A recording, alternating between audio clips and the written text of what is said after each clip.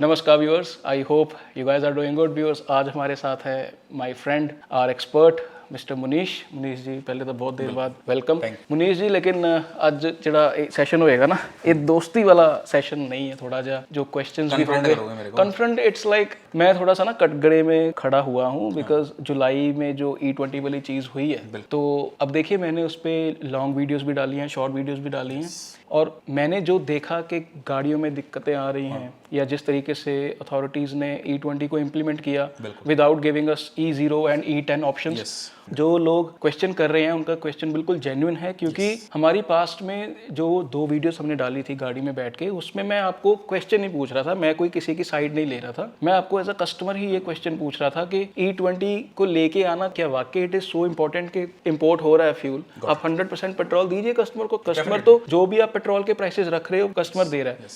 आपका मुनीश जी उसमें था, आपने कोई रिपोर्ट पढ़ी हुई थी, आई एम अज्यूमिंग के जो नीति आयोग और उनकी रिपोर्ट थी वही आपने पढ़ी होगी, है ना। अब देखिए जो वीडियो मैंने डाली है मुनीश जी E20 को लेके, it was quite against, not against, it's like I was not happy with the authorities the way they have implemented। मैं as a customer जो E10 कार्स हमारे पास 5 है, 5 नहीं है, 6 की 6 ही E5 या E10 है, पर्सनली मेरे पास 3 है, तो मैं एज अ कस्टमर थोड़ा सा चीटेड महसूस भी कर रहा था। और जो मेरे क्वेश्चंस थे उस वीडियो में लेके, जिसमें आप E20 को, ये नहीं मैं कह रहा कि आप E20 को जस्टिफाई कर रहे थे, बट यू वर लाइक कि नहीं इससे कुछ नुकसान नहीं होगा, इसमें ये प्रॉपर्टीज हैं। It was a technical video, but मैं आपको ये चीज़ कह रहा था कि ब्राज़ील में डिस्पेंसर्स अलग हैं, उसमें E0 भी मिलता है। हमें अभी XP100 E0 मिल रहा है, बट वो मुझे लगता है कि 300 किलोमीटर जब मैं घूमता हूँ पंजाब में तो उसमें कहीं नहीं मिल रहा। तो क्वेश्चंस जो आए हैं कस्टमर्स के या ऑडियंस के हमारी, वो जेन्युइन है कि हम पहले E20 की साइड ले रहे थे, और अभी अगर मैंने वीडियोस डाली हैं, नाउ आई एम सेइंग कि नेचुरली एस्पिरेटेड लेना चाहिए, आप अपनी गाड़ी को ज़्यादा से ज़्यादा देर रखिए,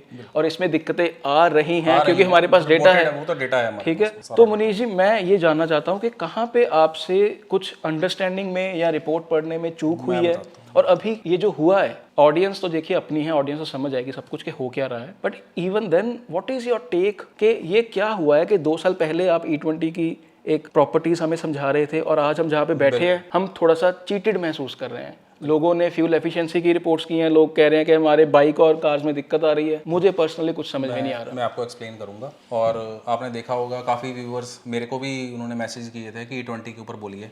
जो हमने 2 साल पहले जो वीडियो डाली थी उस टाइम पर ये चीज़ नहीं हुई थी, हम E20 तक नहीं पहुंचे थे, जहाँ रिसेंटली इंट्रोड्यूस थी।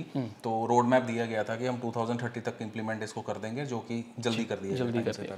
अब क्या होता है ना कि जब वो चीज़ होने वाली होती है तो हम ग्लोबल रेफरेंस डेटा लेते हैं कि ये बाकी कंट्रीज में, इंडिया के बाहर जो बाकी जो हमारा बाकी वेस्टर्न वर्ल्ड या कुछ भी है वहाँ पर क्या हो। हाँ, उस टाइम पर जो मैंने अपनी तरफ से इनपुट दिया था, that was based on some references and also the data, जो कि बाहर भी आ रहा है। वो मेरी एक बहुत कॉम्प्रिहेंसिव स्टडी थी, और वो काफ़ी ऐसा नहीं है कि ब्लेंडिंग नहीं हो रही, सब जगह हो रही है। ब्राज़ील में आपने जैसे बताया, तो अभी मेरे फैमिली रिलेटिव्स में ही इटली में हैं, और यूरोप में भी, वहाँ पर भी डिस्पेंसर E0, E10, E20, और मैं उनसे पूछता रहता था, तब भी 2 साल पहले बात हो, कहते हैं हम तो E20 डलवाते हैं, ऑक्टेन रेटिंग ज़्यादा रहती है उसमें, जैसे कि वो टेस्ट में पता चला है, और फ्यूल एफिशिएंसी हमें अच्छी मिलती है। तो अब ऑब्वियसली अगर जो चीज़ हमारे पास जब तक लाइव एग्जांपल नहीं होता, तो अगर उस टाइम पर जो बात करते हैं जो 2 साल पहले एप्लीकेबल थी, जो हमने वीडियो बनाई थी, that was based on the facts, और वो रेफरेंस पॉइंट था फॉरेन, बाहर वाली कंट्रीज, क्योंकि इंडिया में वो चीज़ नहीं थी हमारे पास, क्योंकि because that was the new terminology उस टाइम पर,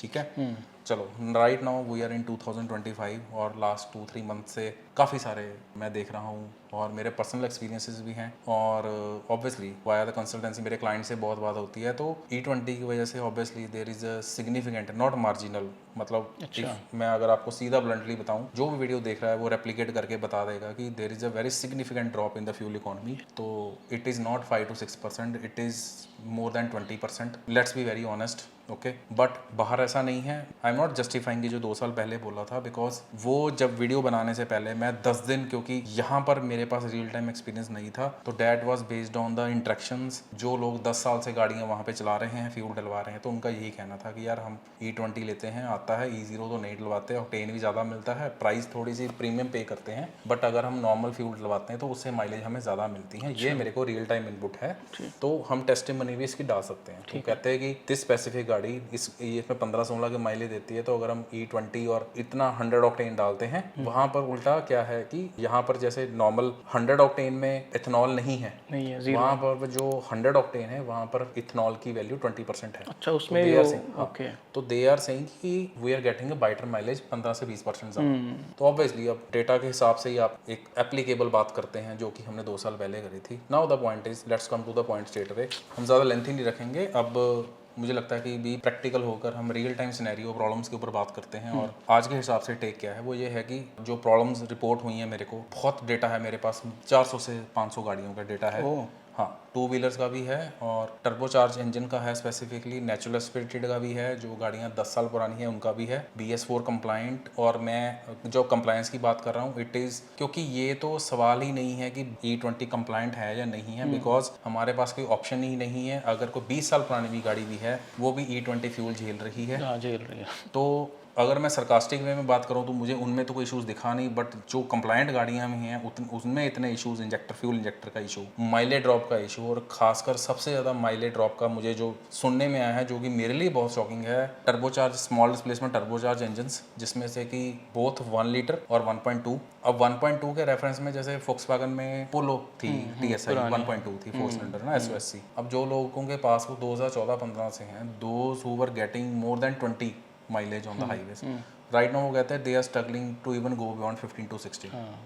उनको दिक्कत नहीं आई, 20% दिक्कत नहीं आई, बट माइलेज ड्रॉप हुई, it means it has to deal with the something to deal with the fuel. अब सुंदरदीप जी, बात ये है कि 2 साल पहले जो हमने डेटा पे बात करी थी, इसका मतलब ये था कि अगर 20% इथेनॉल है और वहाँ पर बेटर माइलेज मिल रही है, तो उस हिसाब से कैलोरीफिक वैल्यू के ऊपर बात नहीं थी, इथेनॉल के ऊपर कोई डेटा नहीं था किसी के पास भी।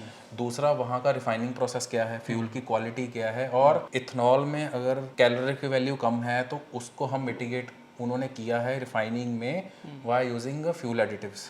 अब यहाँ पर मैं, जो भी एंथुसियास्ट भी हैं, अगर वो वीडियो सुनते हो, तो यहाँ पर जब रोल आउट किया गया E20, तो नॉर्मल में भी E20 है, XP95 में भी E20 है, पावर या स्पीड में, है ना।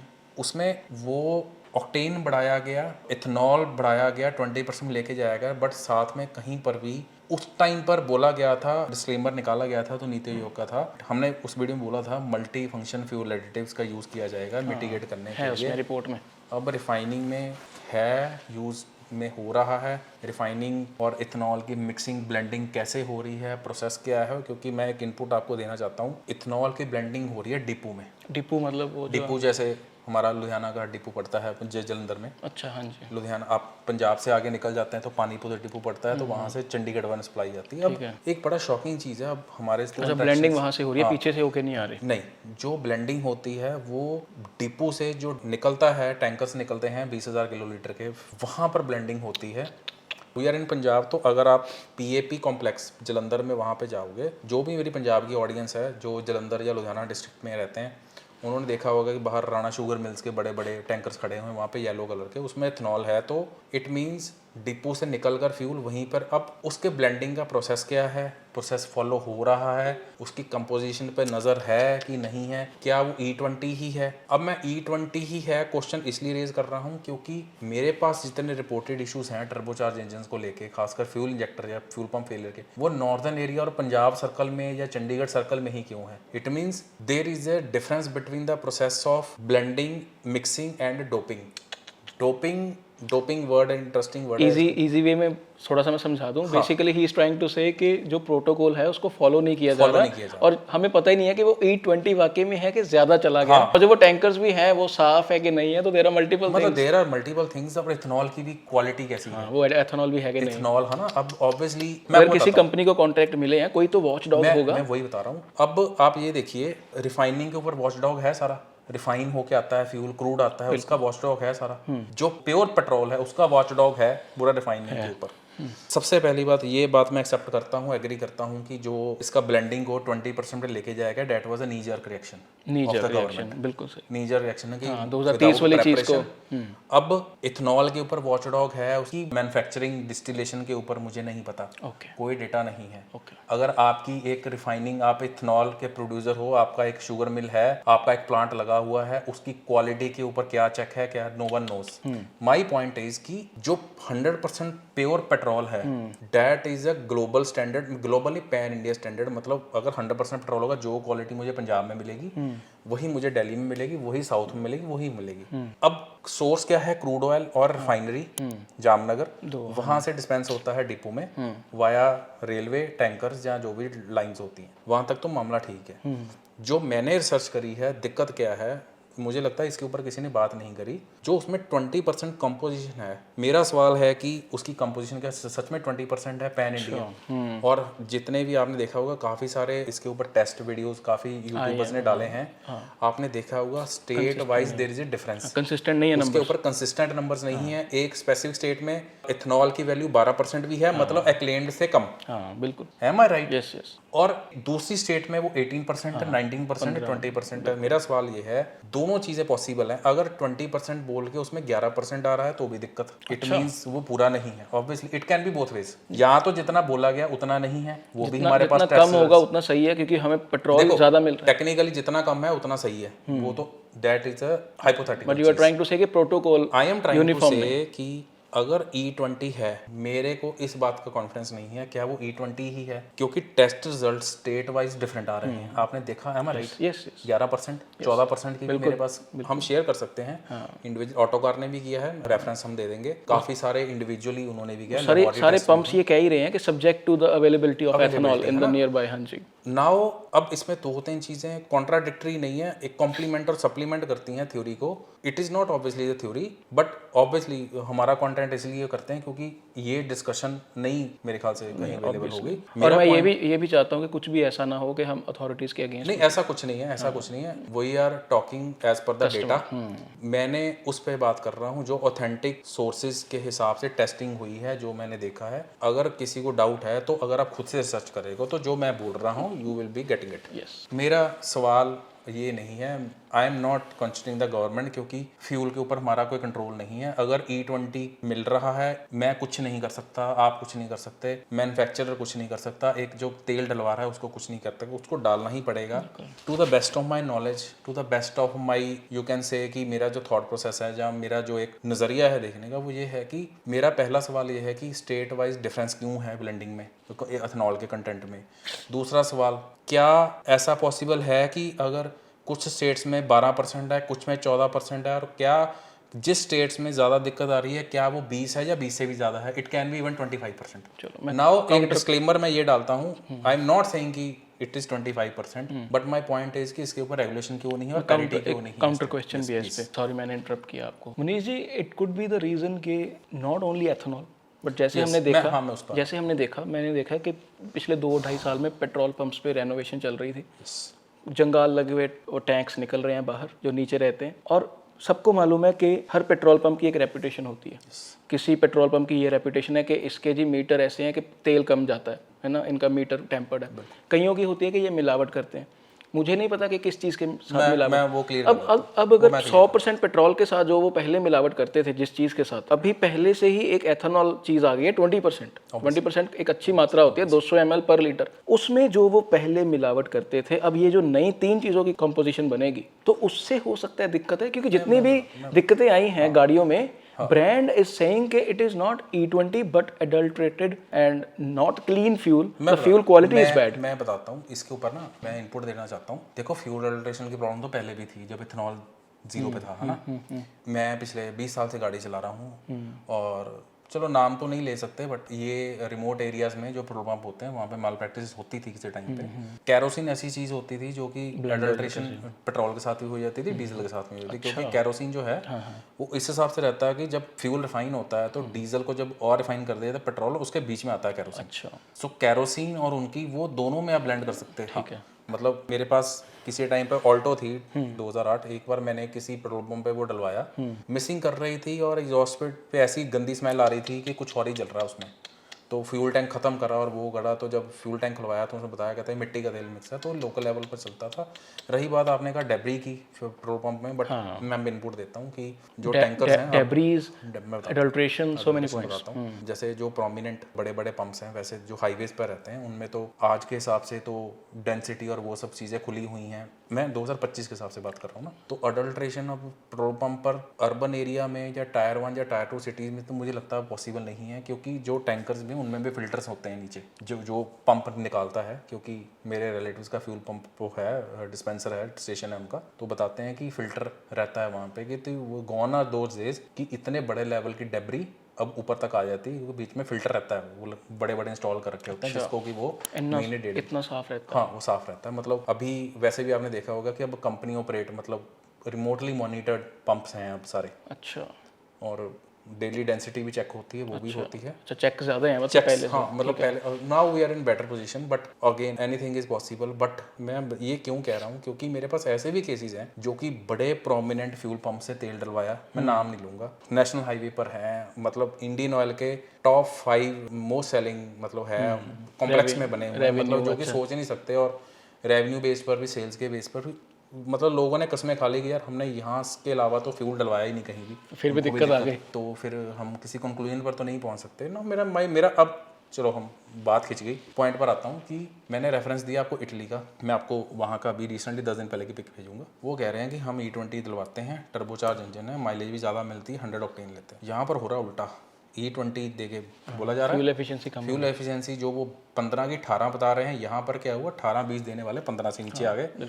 और टर्बोचार्ज इंजन तो सिटीज़ में अब 10 से ऊपर स्ट्रगल कर रहे हैं बहुत ज़्यादा, 10-11। अब माई पॉइंट इज़ कि मैंने जो देखा एक स्पेसिफिक पॉइंट के हिसाब से कि कुछ स्टेट्स में ज़्यादा दिक्कत टर्बो इंजन्स में। अब ऑब्वियसली वहाँ पर अपने लोकल डिपो, लोकल इथेनॉल के suppliers, it can be related to quality of ethanol, it can be related to कि अगर इथेनॉल मिलाया जा रहा है तो उसके काउंटर, उसको मिटिगेट करने के लिए there has to be use of fuel additives.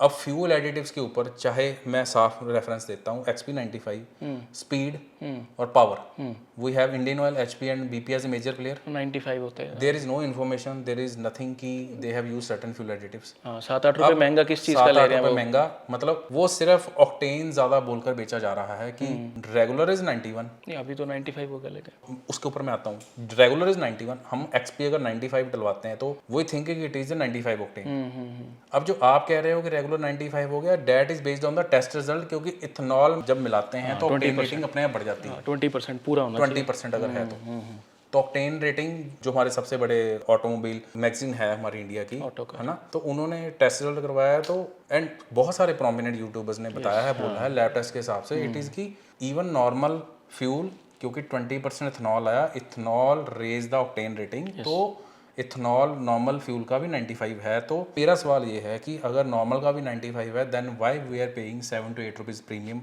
या 6 rupees for the premium, for the sake of and for the name of premium fuel, वैन मुझे पता नहीं है कि इथेनॉल उसमें भी 20% है। उसको मिटिगेट करने के लिए there has to be use of certain fuel additives. अब है कि नहीं है पता नहीं, बट मैं आपको इतना बता सकता हूँ कि जिन्होंने 95 ऑक्टेन फ्यूल लेबल देखकर डलवाया है गाड़ियों ने, एक स्पेसिफिक पंप डलवाया, उनको भी दिक्कत आई है। तो इतना दिमाग घुमाने वाली बात है, मतलब मैं भी चकरा गया 2-3 महीने। मैं आज आके वीडियो बना रहा हूँ, बट इतना मेरे को रिसर्च करना पड़ा, ये करना पड़ा, तो निकल कर बात ये आ रही है, रीज़न कैन बी कि लोकल डिपो वहाँ पर इथेनॉल की ब्लेंडिंग डोपिंग का प्रोसेस क्या है, नंबर 1, कंपोजिशन सही से मॉनिटर्ड है, क्वांटिटी मॉनिटर्ड है, जो इथेनॉल आ रहा है।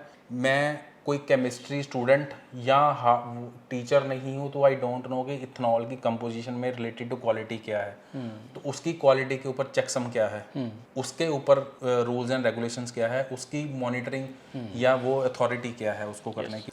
अगर नॉर्मल फ्यूल से कोई नहीं दिक्कत आ रही 100% पेट्रोल में, अगर E20 की वजह से दिक्कत आ रही है, माइलेज भी ड्रॉप हो रहा है, तो it means there might be the 2 reasons. या तो इथेनॉल की क्वालिटी नहीं सही, जो कि ये मैं एक डिस्क्लेमर डाल के ये चीज़ बोल सकता हूँ कि डिपो में ही ब्लेंडिंग होती है, पीछे से नहीं होकर आती, पीछे से नहीं। सो आप रिसर्च कर सकते हैं। आप जो भी हमारे यहाँ की ऑडियंस है, आप एक डिपो में जाइए, मैं जहाँ बैठा हूँ मेरे एक 200 किलोमीटर रेडियस में 2 डिपो हैं, एक पानीपत है, एक जलंधर है, जलंधर वहां पर आपको बाहर बड़े बड़े टैंकर दिख जाएंगे। So and so called sugar mills और दिस आपको मिल नाम ना जाएगा। लो, हाँ जी। मैं नाम नहीं लूंगा, है ना।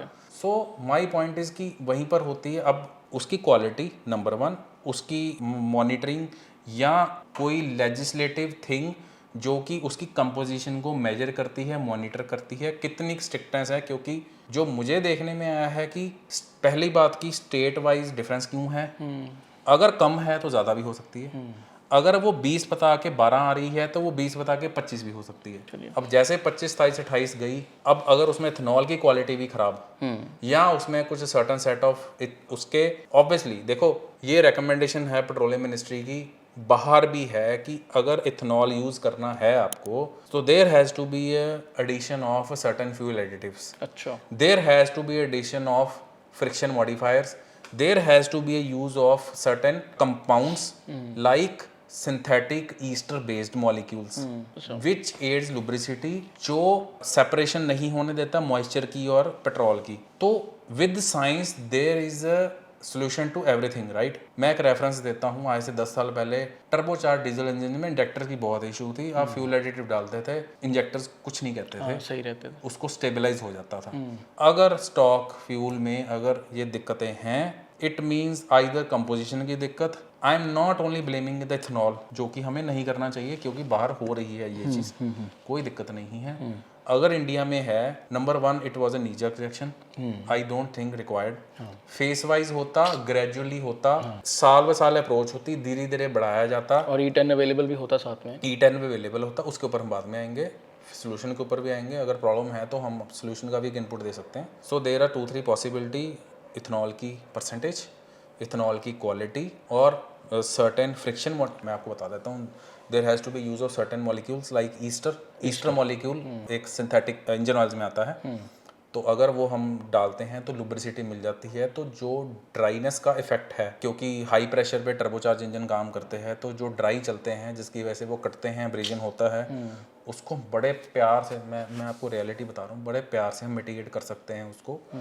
अगर पीछे से फ्यूल से नहीं डल रहा तो it is definitely something which is beyond my control, your control, manufacture control. तो गवर्नमेंट को और पेट्रोलियम मिनिस्ट्री को देखना चाहिए इसके ऊपर। आई रियली होप जो अगर यूट्यूबर्स या एक इन्फ्लुएंसर्स या certain set of logical thinkers अगर मेरी बात सुन रहे हैं, तो अगर बाहर इथेनॉल 20% जा रहा है और लोग इथेनॉल वाले फ्यूल को प्रेफर कर रहे हैं because they are getting more mileage, यहाँ पर उल्टा हो रहा है। तो जो मैंने 3 चीज़ों के ऊपर सवाल उठाए हैं, कंपोजिशन, इथेनॉल की क्वालिटी, और अगर जो गाइडलाइन के हिसाब से अगर इथेनॉल अगर ब्लेंड करना है तो you have to stabilize that fuel via using friction modifiers, via using some molecules to mitigate fractioning of and separation of fuel with the moisture and to provide the lubricity. क्योंकि जैसे diesel में हुआ था, diesel में जब sulphur का content 50 ppm से 10 ppm पे किया गया, तो सल्फर में ऑब्वियसली अब जब सल्फर जलता था डीजल में तो सल्फर ऑक्साइड्स बनने कम हो गए, आपका एमिशन 1/5 हो गया। कम सीधा सा बात है, अगर 50 ppm से 10 पर गया, बट उसने डीजल फ्यूल को कर दिया सर ड्राई।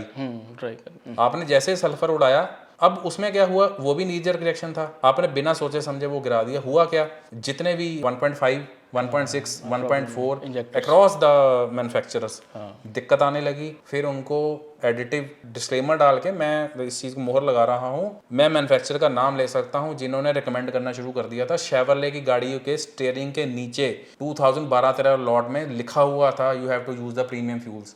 मैं आपको, मेरे पास शेवरले ऑप्ट्रा भी है, मैग्नम, मैं आपको उसका स्टिकर भेजूंगा, लिखा हुआ है use premium diesel only, premium fuels only. Reason was the reduction of sulphur content. तो सल्फर की एक प्रॉपर्टी थी, लुब्रिसिटी देता था, लुब्रिसिटी कम हो गई, फ्यूल इंजेक्टर होने लगे। Same is the case with the petrol. Question है कुछ, इथेनॉल आया, फ्यूल ड्राई हुआ, अब फ्रिक्शन कम करने के लिए मॉडिफायर्स यूज करने, अब वो हो रहे हैं, नहीं हो रहे, ना तो ऑनलाइन डेटा अवेलेबल है, ना ही पेट्रोलियम मिनिस्ट्री से कोई गाइडलाइन है। ऑब्वियसली जो डिस्पेंस कर रहे हैं वो है ही नहीं। मतलब दिस इज समथिंग बियॉन्ड कि मेरा भी सर चकरा रहा है, थिंक टैंक्स का भी चकरा रहा है, कोई डेटा ही नहीं उसके ऊपर। फिर इसके सोल्यूशन के हम लास्ट में बात करेंगे कि करना क्या है अब हमको। देखो, एक तो मुझे ये चीज़ लगती है मुनीश जी के ये जो सब कुछ हो रहा है, जिस जो आप कह रहे हैं कि मेरा सिर चकरा रहा है, E20 के बाद कुछ क्वेश्चंस के आंसर नहीं है आपके पास। पहली चीज़ तो मुझे ऐसा लगता है, बट उसका डेटा ही नहीं है हमारे पास। पहली चीज़ तो मुझे ऐसा लगता है कि maybe authorities, banks, car brands are trying के जो जैसे आपका और मेरा फ़ोन का भी ओनरशिप एक्सपीरियंस जो है वो कि ब्रांड्स वो चाहते हैं कि 3 साल का ओनरशिप रहे, तो मुझे ऐसा लगता है कि कार ब्रांड्स भी ये चाहते हैं कि क्योंकि हमारी कार्स बिकती रहें और जो ओनरशिप एक्सपीरियंस है वो 7-8 साल का ओनरशिप पीरियड रहे, पहली चीज़।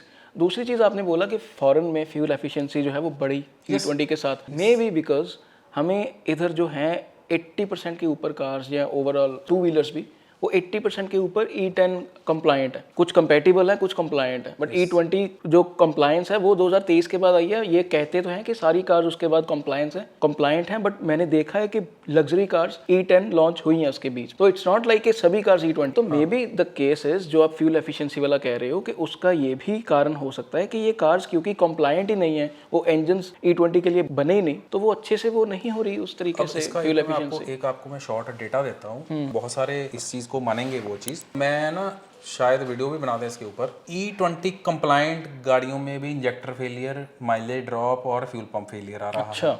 नंबर 1। अब 2 चीजें मैं 2 फेजेस बताता हूँ। जो कंप्लायंट गाड़ियां हैं उसमें भी दिक्कत। अब जो 20 साल पुरानी गाड़ियां हैं, मैं कुछ गाड़ियों के नाम लेता हूँ। 2005-6-7 मॉडल की वैगनर, ऑल्टो, शेवरले एवियो मैंने 4-5 देखी, Ford Fiesta, Honda City iVTEC second generation, petrol सारी हैं। पेट्रोल। मेरी बात हुई, मैं पता क्यों बता रहा हूँ, कैसे बता रहा हूँ, क्योंकि मेरे घर से 5 किलोमीटर दूर DTO RTO वहां से पासिंग होती है जो 15 साल से पुरानी गाड़ियां हैं। अब मेरी आदत है कि जो कुछ मिला, कहां से कुछ इन्फॉर्मेशन घुस गया, वहां पे बात करना शुरू कर दिया। कोई बंदा 20 साल पुरानी गाड़ी पास करवा रहा है, अब वो लोग मेरे को बोलते, मैं क्या कोई दिक्कत कर दे, कुछ नहीं। अच्छा। मैं क्या पाला नहीं, हम कहते स्पार्क प्लग 50-60 हज़ार बार चेंज करा देते हैं यार, कहते माइलेज तो कम हुई है, बट कोई दिक्कत नहीं। अब मेरा पॉइंट क्वेश्चन ये है कि कंप्लायंस वाला तो इशू नहीं कोई भी। जो गाड़ियां कंप्लायंट ही नहीं है, जिनके ऊपर कोई इन्फॉर्मेशन नहीं थी, जब वो बनी थी कोई रोड मैप ही नहीं था, ठीक है, गवर्नमेंट का नहीं था, वो नहीं था। अब आ जाओ आप पॉइंट के ऊपर। इसका मतलब गडकरी जी सही कह रहे हैं कि पुरानी कार्स में कोई दिक्कत नहीं दिक्कत है कोई भी। मेरी एक बात बताओ, मेरे घर में फिर तो ठीक है। देखो, मैं फिर बैकलैश क्यों हो रही है? मैं बताता हूँ उसको। देखो काफी सारे, मैं सर्च कराने वाली बात क्यों बोली, सर्च कराने वाली बात यह है, मेरे घर में एक 2011 मॉडल 4 स्ट्रोक LML स्कूटर है 150 सीसी, और मेरे घर में एक E20 स्टिकर लगी हुई 2024 मॉडल की TVS जुपिटर है 125। TVS Jupiter E20 compliant sticker, 4 stroke engine, वो भी 4 स्ट्रोक इंजन 11 साल पुराना, उसमें कोई दिक्कत नहीं। अच्छा। जस्ट माइलेज ड्रॉप हुई है स्कूटर में। और E20 कंप्लायंट का जो स्टिकर लगा हुआ, उसका फ्यूल पंप क्यों खराब हुआ 2 बार? क्या आंसर है इस चीज का? BS6 नहीं, BS6 से तो कोई लेना देना नहीं इसका। अब मैं ऑडियंस को साफ कहना चाहता हूँ, अगर किसी को, जो आप भी बोलते हो, मैं रिपीट, अगर जिसको ज्यादा डर लग रहा है, यार मैं सीधे कहता हूँ, शायद मुझे भी जाना पड़े, गो विद MPA इंजन। अगर आपको ज्यादा sir naturally aspirated, MPA means multi point injection, natural aspirated. This thing I am talking specifically about turbocharge engines across any brand. कुछ ब्रांड्स पे लगते, क्योंकि ये दिक्कत एंट्री लेवल गाड़ियों में भी है, छोटे टर्बोचार्ज इंजन में, और बड़े प्रीमियम सेगमेंट में भी है गाड़ी। मेरे पास दोनों रिपोर्टेड इश्यूज, और अक्रॉस द ब्रांड्स ये इशू है। मेरे पास कुछ हाइब्रिड गाड़ियां, मैं क्या बताऊं, जो कि 35 लाख की गाड़ी नाम है, नहीं लेना पा, या कुछ भी है, तो उसमें भी दिक्कत है। तो दिस इज हाईली कॉन्ट्राडिक्टरी। मतलब देखो, लेना देना तो दिक्कत तो है फ्यूल में। अब वो इथेनॉल की वजह से है, यस इथेनॉल की वजह से है, बट क्या वो बाहर इथेनॉल बिक रहा है? हाँ जी बिक रहा है। क्या बाहर दिक्कत आ रही है? नहीं आ रही। क्यों नहीं आ रही? बिकॉज ऑक्टेन वैल्यू 100 ऑक्टेन के नाम पे बेचा जा रहा है विद 20% इथेनॉल, और साथ में लिखा गया है कि this and this set of additives is added. 2 question, महंगा भी है फ्यूल। 2 क्वेश्चन करके मैं रैप अप करना चाहूंगा। XP100 में आया है कि जीरो एथेनॉल, जीरो इथेनॉल। ये गवर्नमेंट इतने, मतलब आई एम नॉट सेइंग कि अबंडेंट कर दो उसको, but at least there should be an option. Yes definitely, वो एक एटलीस्ट अप्रोच वो हो तो सही कि हमें आसपास मिल रहा है। वो बंक्स उठाए जा रहे हैं, और पंजाब में सिर्फ 2 बंक्स हैं, एक अपने हवेली को, एक अपने चंडीगढ़ दे को, जिन्ना मैंने पता। Why government is not making XP100 abundant or at least normally available? नहीं, इससे ज़्यादा अगर ऑप्शन ये है कि there should be option of a regular petrol में ही, रेदर देन मैं ये कहता हूँ कि अब XP100 लेना मतलब यू हैव टू पे 70% मोर कॉस्ट। 60 नहीं, जस्टिफाई नहीं करता। 180 रुपए की ऑप्शन तो। अब आपने कहा कि P100 के ऑब्वियसली फ्यूल डिस्पेंसर अलग से लगेगा, मैं 50% वो डलवा लूंगा, 50% E20 डलवा लूंगा। मैं बताता हूँ। अब उसमें रेदर देन कि हम E100 के ऊपर फोकस करें विद 0%, वो अब उसके ऊपर भी मुझे पेट्रोल पंप लोकल चेंजेस करने पड़ेंगे, ऐड करना पड़ेगा, टैंकर ऐड करना पड़ेगा। उससे ज़्यादा बेटर ऑप्शन ये है कि जो मुझे E100 के ऊपर वो देना, क्योंकि E100 की इतनी डिमांड नहीं है, कोई no one can pay 80% dealer amount. ऐसा नहीं है कि अगर मैंने E100 डला दिया तो मेरी माइलेज 30 क्रॉस कर जाएगी। माइलेज का गेम होता है 2-3 किलोमीटर पर लीटर का, या परफॉर्मेंस का। परफॉर्मेंस भी पता चलती है ओनली टर्बोचार्ज इंजन। अब मैं कहूँ कि मैं अब नेचुरल स्पीड इंजन 10-15 साल पुराना है, मैं 180 रुपये लीटर E100 डला लूँ, मैं नहीं डाल सकता। तो मेरा कहने का मतलब है कि रेदर देन कि मैं इस चीज़ को पुश करूँ कि E100 के ऊपर आप अबंडेंट सप्लाई करा दो, तो अगर एक वायबिलिटी है कि आप नॉर्मल फ्यूल में you have to provide an option कि यार you can even go with the E0। मतलब लेट्स नॉट, मैं ये नहीं कह रहा कि 0 की दे दो, 10 की दे दो, 20 की दे दो, one should be ethanol free. अगर आपको एथनॉल बेचना है, number one they should be A gradual shifting. अब तो हो चुका, ग्रेजुअल शिफ्टिंग होनी चाहिए थी, नी जर्क सेक्शन नहीं होना चाहिए था, रिसर्च होनी चाहिए थी, पहले गाड़ियों को चलाया जाता। मुझे नहीं पता किसने टेस्टिंग करी, क्या करी, देखा जाता सभी सेट ऑफ इंजन्स के ऊपर, बिकॉज मेरी कोई गलती नहीं है, आपकी कोई गलती नहीं है, किसी नो वन डिजर्व दिस जो भी हो रहा है आजकल के टाइम पे ना। दूसरी बात यह है कि अगर एथेनॉल डाला है तो अब जो केमिस्ट्री के स्कॉलर्स या वो चीज उनको देखना चाहिए था कि अगर एथेनॉल डलेगा इसके साथ में क्या डलना था। That is not my business. So my point is कि homework is not done straight way. I am telling you, sorry to say, मैं किसी को कोट करके नहीं, मैं ऑब्वियसली आप लोग समझ जाओगे, होमवर्क नहीं किया गया, नी जर्क एक्शन में जल्दबाजी में किया गया काम। नाउ द डैमेज कंट्रोल हो नहीं सकता, नहीं हो सकता, जितने मर्जी पेड कैंपेन कुछ भी पेड कैंपेन्स हो जाए, कुछ नहीं हो सकता।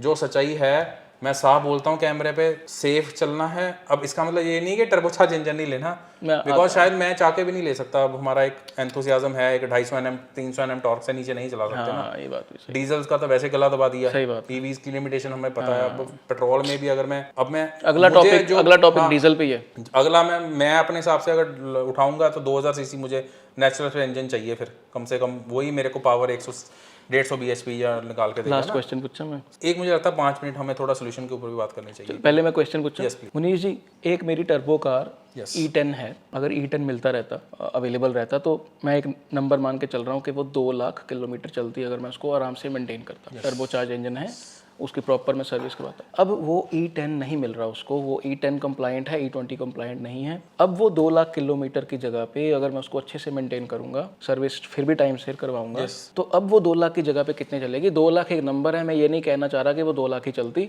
अगर वो E10 के साथ 2 लाख चलती, तो अभी E20 के साथ कितनी देर चलेगी? मैं बताता हूँ, देखो गाड़ी तो वो भी 2 लाख चल जाएगी, बट फ्यूल डिलीवरी सिस्टम जिसको हम कॉमन रेल सिस्टम बोलते हैं, जहाँ TGDI टेक्नोलॉजी, TSI टेक्नोलॉजी, जो फ्यूल, उसमें मेजर कंपोनेंट 3 रहेंगे।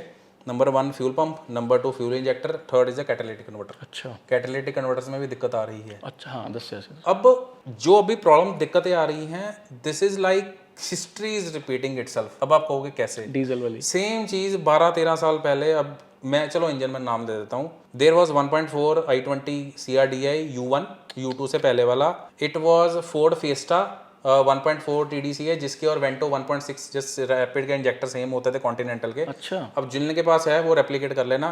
टाटा सफारी देन 1.5 में दिक्कत कम होगी, वो क्यों हुई मैं बताता हूँ। और कुछ ऐसे इंजन हैं जिनमें कि भर भर के EGR, फ्यूल पंप, और वो तो ये तो प्रॉब्लम कुछ इस बार एग्जॉस्ट गैस रिसर्कुलेटर डीजल्स में होता है, वो एक अलग चीज है। सो माय पॉइंट इज कि जो अभी हो रहा है ये तो 10% भी नहीं है जो पहले हो चुका। डीजल के साथ मैंने चलाई, प्रॉब्लम फेस करी, 3-4 बार गाड़ी टो करवाई मैंने। एक बार तो ऐसा हालत हो गई थी कि यार रोना हो गया कि गाड़ी को बेच दो। घर वालों ने बोला तू बेच दे गाड़ी। सही बात।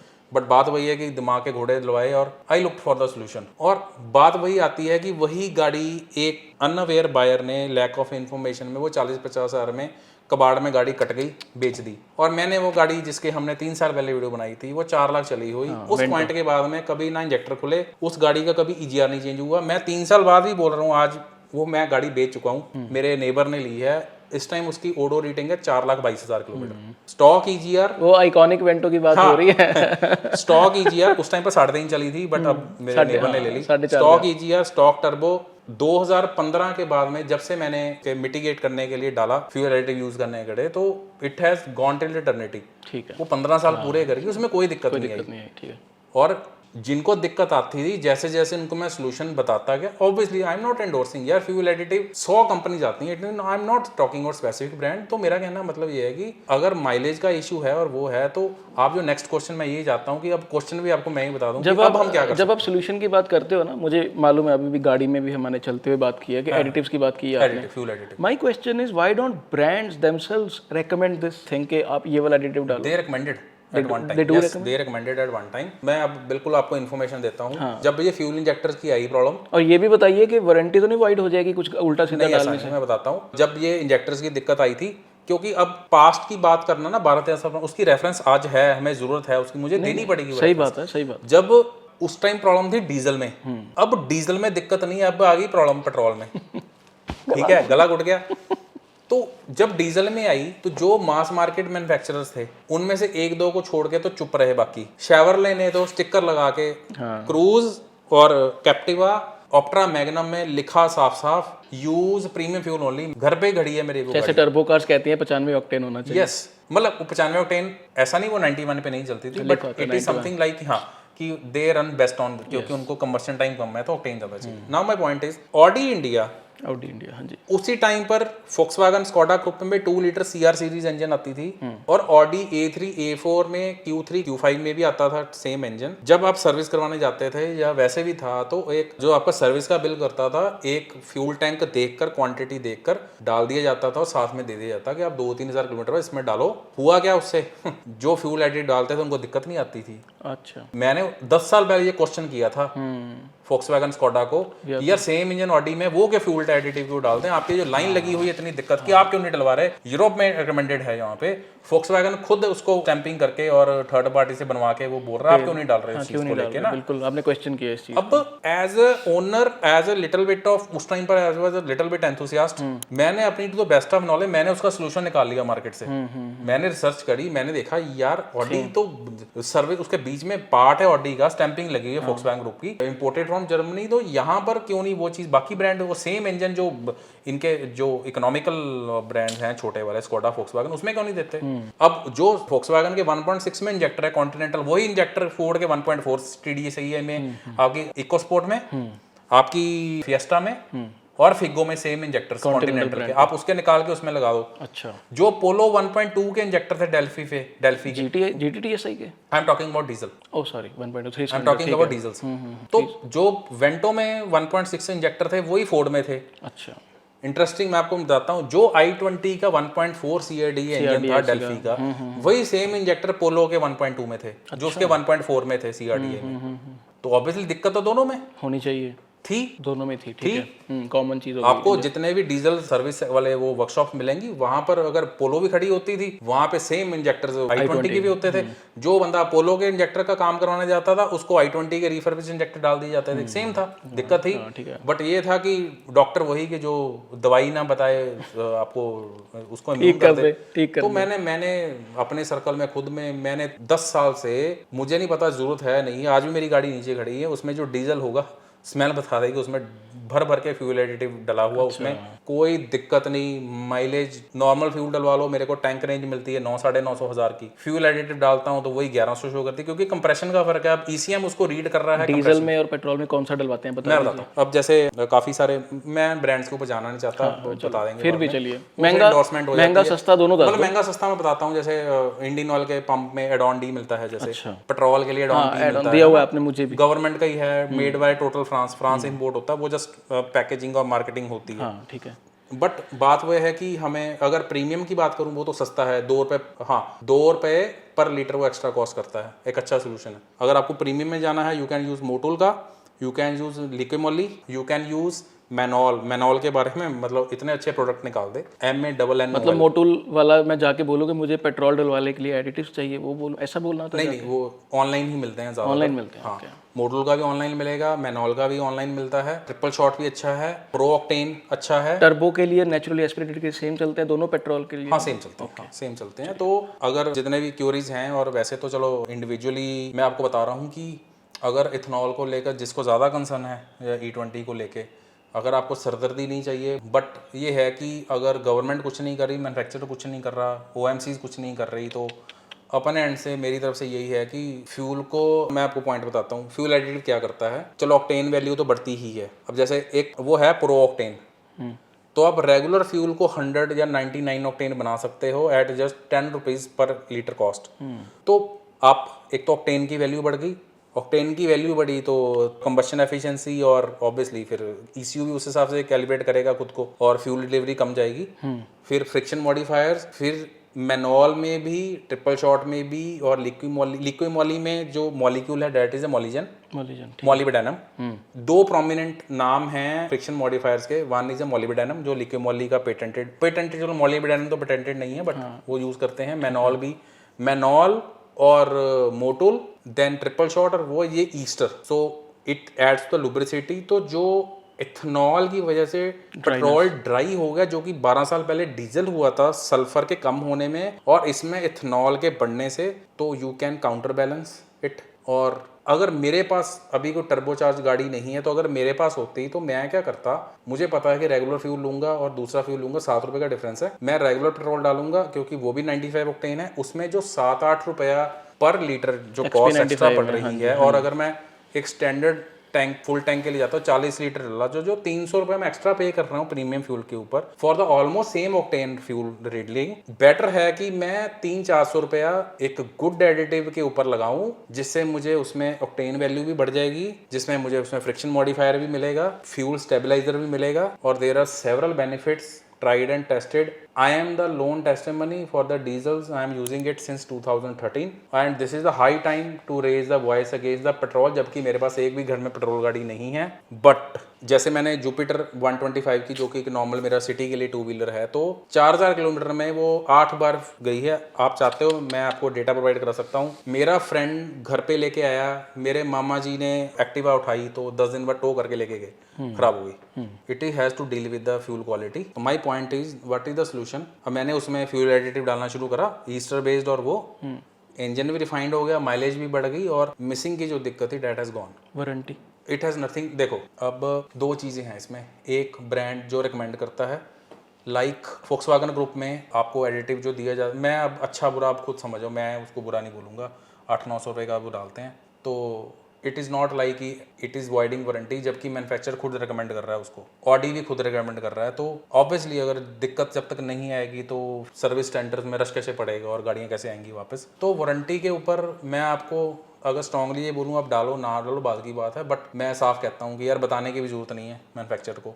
खुद अपना डालो, अपना बचो, क्योंकि मुझे लगता है इससे हमें कोई दिक्कत नहीं आएगी किसी चीज़ की। तो मैं आपको बताता हूँ, 10 साल पहले जब मैं डालता था तो मैं बताता ही नहीं था फ्यूल सर्विस स्टेशन में मैं एडिटिव डालता हूँ, उनको कैसे पता चलेगा, कोई मशीनरी नहीं, कोई वाटर नहीं, कुछ नहीं। तो आई डोंट नो कि इट इज़ एथिकल कि अनएथिकल कि उस चीज़ को बताना या नहीं बताना, रिकमेंड करना नहीं। हम प्रॉब्लम के ऊपर बात कर रहे हैं, मेरे पास सोल्यूशन है। अब वो डॉक्यूमेंटेड है as per the warranty terms नहीं है, वो उनका मामला है, but as a end user, क्योंकि पेट्रोल में अलार्मिंग सिचुएशन इसलिए है क्योंकि डीजल में जब इंजेक्टर खराब होते हैं ना, गाड़ी रोड पे खड़ी नहीं होती थी, क्रॉल मोड पे आ जाती, वो लिंप मोड में चली जाती थी, आपको point A to point B या आपको घर पहुंचा देती थी सर्वेंट। पेट्रोल में दिक्कत क्या है कि जब इंजेक्टर उड़ते हैं किसी भी गाड़ी के, तो वो इंजेक्टर डायरेक्ट हो जाते हैं, फ्यूल भरना, पेट्रोल भरना शुरू हो जाता है, इंजन ऑयल में मिक्स हो जाता है, कैटालिटिक कन्वर्टर भर जाता है, एग्जॉस्ट टिप रहती है, वहां से तो वो that is a stalling state, लंबा काम। मतलब अगर पेट्रोल के टर्बो चार्ज के इंजेक्टर खराब हुआ है तो आप रात को 1 बजे क्या 2 बजे क्या खड़े हो जाओगे अपनी फैमिली के साथ में, ना तो वो गाड़ी स्टार्ट होगी, ना आपको 1 फुट भी आगे नहीं लेके जाए। डीजल के साथ में ये दिक्कत नहीं थी। मैं लिंप मोड में 100 किलोमीटर ड्राइव करके आया हूँ गाड़ी, एक बार तो मैं 10 दिन लिंप मोड पे चलाता रहा, मैं कोई नहीं 40-50 चलती है। पेट्रोल में ऐसा नहीं है, तो इट इज़ हाई टाइम यार। मेरी आप वीडियो से डायरेक्शन समझ गए, सो गाइस बाकी आप कुछ समझो यार क्या बोले। चलो एक लास्ट क्वेश्चन है फिर भी, पेट्रोल पंप पर्टिकुलरली पंजाब में या otherwise just for the safety कौन सा प्रेफर किया जाए? सेफ्टी कंसर्न ये है कि मैं अगेन यार मैं एंडोर्स नहीं कर रहा, but as per the individual test जो मैंने देखा है कि जो प्राइवेट प्लेयर्स हैं like Jio, Nayara, Shell south में मिलता है, तो उनका ऑब्वियसली उनका ना स्ट्रीमलाइन है सिस्टम। मतलब मैं आज से 15-16 साल पहले रिलायंस के नाम पे पंप होते थे जो अभी जियो के हैं, तो जियो भी पता चलता था फ्यूल डलवा के ना। ऑब्वियसली देर जैसे हम बैंक्स की बात करते हैं और पीएसयू बैंक और प्राइवेट सेक्टर में काम करने के तरीका, एथिक्स और बिल्कुल वर्केबिलिटी, अकाउंटेबिलिटी का फर्क है ना उनका, वो सारा सिस्टम है। वो जैसे एक leading PSU bank versus a leading private player ना, बिल्कुल सर्विस का भी डिफरेंस है। तो ऐसा जो जैसे जियो है और वो है, नायरा है, पहले एसआर ऑयल का तेल बड़ा अच्छा होता था, अच्छा, और साउथ में आपको शेल का वी पावर मिल जाता है, SRESS। हाँ सुने हैं, हाँ जी। तो वो एक मेरी प्रेफर्ड चॉइस रहती है, मैं जियो का डीजल डलवाता हूँ। तो अब आप उस चीज़ के मत जाइए कि इनमें आपको प्रीमियम फ्यूल मिले, या प्रीमियम फ्यूल का कोई मतलब नहीं है, कोई ज़रूरत नहीं है। हमें ज़्यादा ऑक्टेन से ज़्यादा फ्यूल अच्छी क्वालिटी का रिफाइंड चाहिए। नंबर्स उनके पास कम हैं, बट ऑब्वियसली एक तो वो डाई नहीं यूज़ करते, अच्छा, अब आपको नॉर्मल XP95 और इनमें आपको रेड कलर का और वो ऑरेंज कलर का कलर का डाइज यूज करते हैं जो कि क्रिस्टलाइज हो जाती है हाई टेम्परेचर पे। उसके ऊपर टॉपिक बहुत खिंच जाएगा। नहीं तो आई मीन टू से कि यार अब जिन्होंने PSU, मैं नाम नहीं लूंगा, जिन्होंने PSU प्रोमिनेंट टायर 1 सिटी में पेट्रोल डलवाया, वो भी 10-10 बार खड़े हो गए, मैं नाम नहीं लूंगा गाड़ी का। तो मेरी प्रेफर्ड चॉइस रहती है like private players like Jio, Naira. अब इसमें कोई ब्रांड की यार इंडोर्सिंग नहीं है, जो ऑप्शंस हैं तो हैं ही हैं वो ऑब्वियसली। अब हम गाड़ी के अगर ब्रांड की बात करते हैं तो अगर fuel is a very critical part ना, तो हम कर सकते हैं उसके बाद वो डलवाओ। और rather than wasting 7 to 8 rupees on so called premium fuel like XP95 power या स्पीड, 7-8 रुपए बचाओ यार, एक अच्छा एडिटिव डालो। तो अच्छा एडिटिव के साथ में रेगुलर यूज, उसमें अब एक इंटरवल बेस्ड नहीं रह गया। डीजल में ये होता था कि आप अच्छा वाला एडिटिव 3000 किलोमीटर पर डाल दो, फ्यूल में ऑब्वियसली वो हर टाइम चलेगा, और पेट्रोल इज वेरी सेंसिटिव, ठीक है। तो आप एक अच्छा एडिटिव डालो ईस्टर बेस्ड या मोलिब्डेनम बेस्ड। तो we need a friction modifier और गुड ऑक्टेन।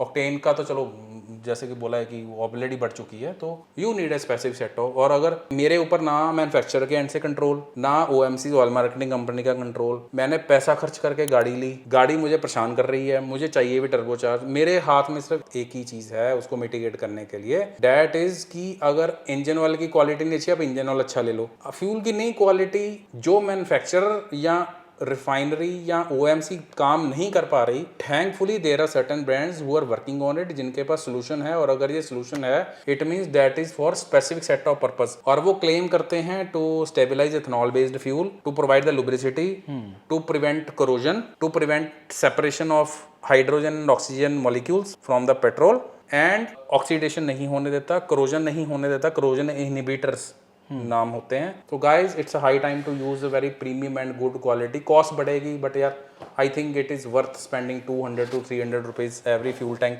क्योंकि it will pay back in terms of mileage, performance, and सबसे बड़ी बात है रिलायबिलिटी। तो गाइज मुनीश शर्मा मेरे से इनपुट लोगे, बहुत एक्सटेंसिव रिसर्च के बाद में मैं कंक्लूजन में पहुंचा हूँ। एक ही सोल्यूशन है after 2 months of rigorous testing on my 2-wheeler, on my friends और बहुत सारे enthusiast. So it is doing good. Pro octane, triple shot, Motul, then Mannol, liquid है ना, Liqui Moly, 5-6 players, they are doing good. और सस्ते वाले यार मैं अब क्या बोलूँ, मैं बोलना नहीं चाहता। मैं भी मुनीश जी अपने पोलो पे एक्सपेरिमेंट करूंगा क्योंकि I have that old car ना, तो एक्सपेरिमेंटेशन के लिए आपके जो गगन भैया चलाते हैं उन्होंने बताया मुझे कि मैंने ये यूज किया था, engine is very add on, क्या नाम उसका, एड ऑन है ना। चलो मतलब जिनको ज़्यादा महंगा नहीं चाहिए तो 50 रुपए की 20 ml की है, तो 100 रुपीज़ में for a 40 litre of fuel you have a solution. But ठीक है यार, मतलब मुझे लगता है कि यार वो उससे ज़्यादा बेटर रहेगा कि गो फॉर द प्रीमियम। तो आई जस्ट होप व्यूअर्स, जो आपने 2 साल पहले वीडियो देखी थी, उसके बाद जो क्वेश्चंस थे आपके, जो बिल्कुल आपके वैलिड क्वेश्चंस थे, आपका पूछना हक बनता है,